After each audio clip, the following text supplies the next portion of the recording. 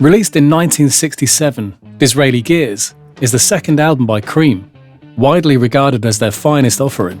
It features the hits Sunshine of Your Love and Strange Brew, and notably sees the emergence of Eric Clapton as a vocalist, adding to his established image of a guitar god at the time. The whole album was recorded very quickly between the 8th and 19th of May at Atlantic Studios in New York. Bassist Jack Bruce said, "We worked very fast. We didn't know you were meant to take months or years to make an album. A lot of the tracks were first and second takes." In the UK, 4-track recording was still standard, with the Beatles famously recording Sgt. Pepper on just 4 tracks, relying heavily on bouncing down. In America, at Atlantic, they had the privilege of recording on their 1-inch 8-track Ampex machine, as the studio had long been at the forefront of technology, receiving the second ever custom Ampex machine in 1958, with the first going to Les Paul.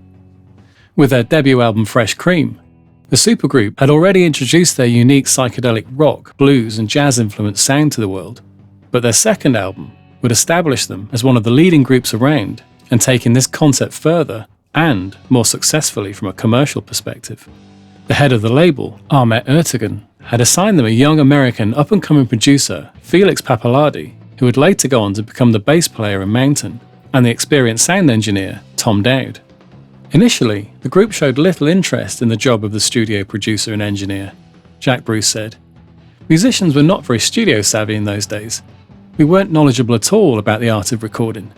I think the sound of the album, you'd have to give most, if not all the credit to Tommy Dowd. He was a genius of an engineer." Both Dowd and Pappalardi would actually prove to be pivotal in guiding the group with key pieces of direction for the album's 2 biggest hits.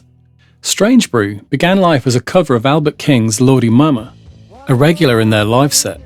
The song was recorded in its entirety when Pappalardi asked the band if he could be given the chance to come up with a new tune and set of lyrics to replace those already recorded. They openly obliged, and along with his wife Gail Collins and Clapton, came up with what would become one of their biggest records, Eric said.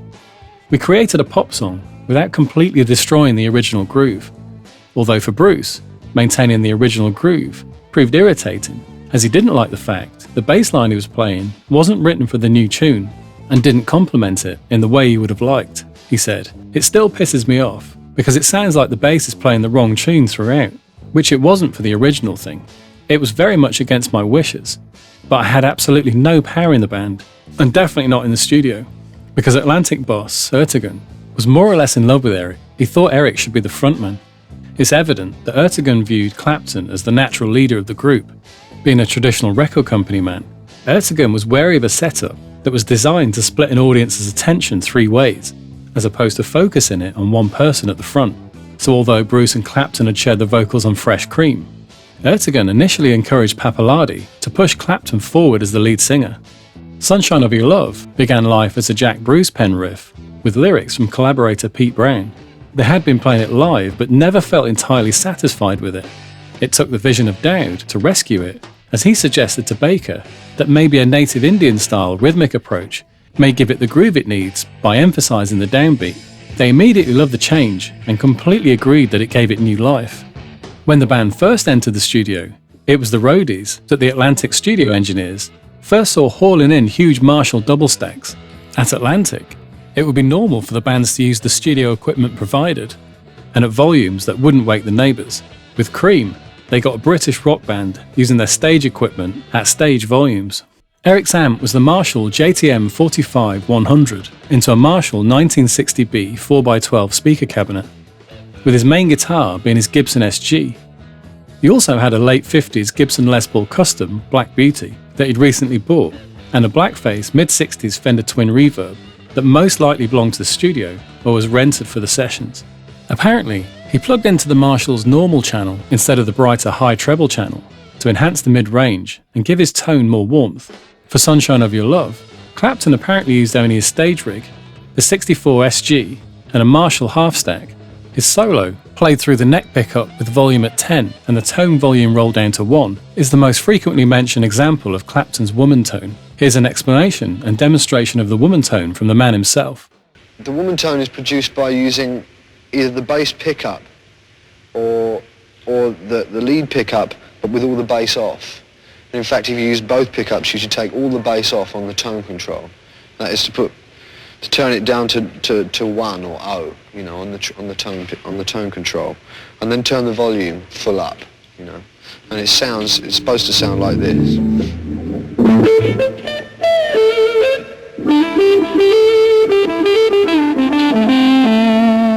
Clapton wasn't using much in the way of pedals at the time, with only a Vox wah being used as his only modulation device.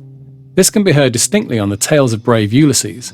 Art group The Fool, known for their psychedelic murals and high-profile customizations, including John Lennon's Rolls-Royce, were employed by Clapton to psychedelicify his new favourite guitar at the time, his '64 Gibson SG.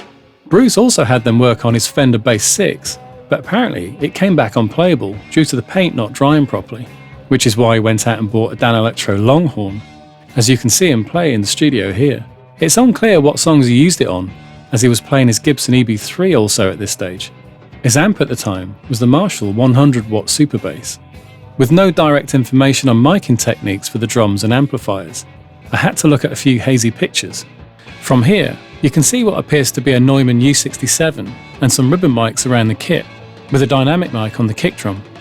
It's likely the U67 was used for amplifiers also, as was common in those days. Atlantic tended to use the Neumann M49 for vocals around this time, so it's likely they were used for the recording of this album also. The record features a mix of straight-up blues, which was very much Clapton's thing at the time, but the overwhelming theme, as depicted by the album's cover artwork, was psychedelia. It was '67, and very much the height of the movement, so the band and their contemporaries were caught up in this fresh style. Atlantic boss Ertegun wasn't so keen though, calling it hogwash. It took Booker T. Jones and Otis Redding, who were regulars at Atlantic, to convince him of the new style's merits. Songs like SWLABR, or She Walks Like a Bearded Rainbow, were perfect examples of this sonically and lyrically. The album's title was coined by one of the roadies mispronouncing the word derailleur, in reference to Disraeli Gears on a racing bicycle, which Clapton was considering purchasing at the time, with Disraeli being Benjamin Disraeli, a British Prime Minister from the 19th century. When Disraeli Gears went on sale in late 1967, it was a hit in Britain, reaching number 5 in the charts, and fared slightly better in the States where it went to number 4. This led to an extensive round of touring in America that proved to be the catalyst for the band's demise, Jack Bruce said. It was enjoyable until they broke the band's spirit by putting us on one-nighters for 7 months without anyone to help us. That's what destroyed us, that and the lack of PA. The band recorded 2 more albums the following year in '68, Wheels of Fire and their aptly named final recording, Goodbye. When Cream played their last British gig at the Royal Albert Hall on the 26th of November, everyone in the band was more than ready to escape each other. Disraeli Gears is considered the pinnacle of the band's 2-year career. It not only cemented Cream's status as one of the most influential bands of the 1960s, but also continues to inspire musicians today.